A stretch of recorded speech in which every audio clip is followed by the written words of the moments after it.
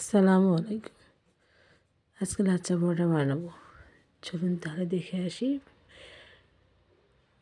কীভাবে তৈরি করেছি।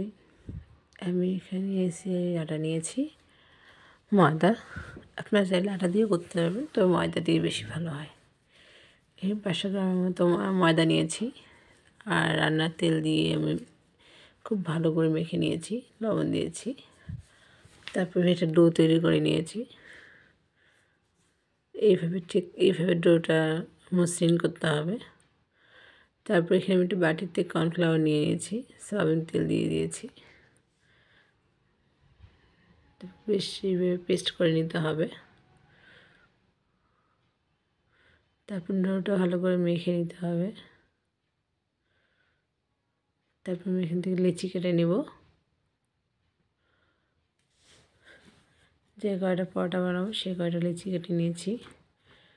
তারপর এইভাবে বেলতে হবে, দেখাই যাচ্ছে, দেখতেই পাচ্ছেন।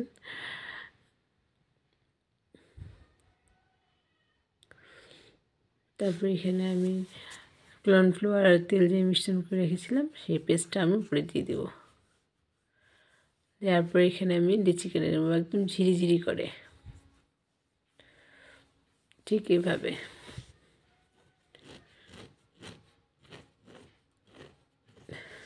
কাটা হয়ে গেছে এবং আমি এগুলো সব এখন একসাথে নিয়ে নেব ভাঁজ করে। তারপরে লম্বা করে টেনে নেব। তারপর হাত দিয়ে পেঁচিয়ে পেঁচিয়ে ঘুরিয়ে নেব।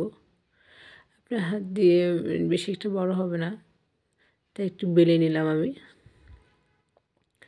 এতে তেল দেওয়া আছে, একটু উঠে উঠিয়ে আসবে বেলার সময়।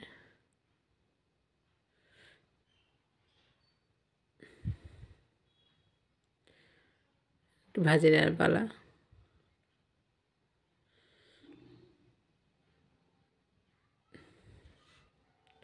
খুব সহজ, হাত দিয়ে ভেঙে নিতে হবে। কেমন লাগছে? আশা করি ভালো লাগছে।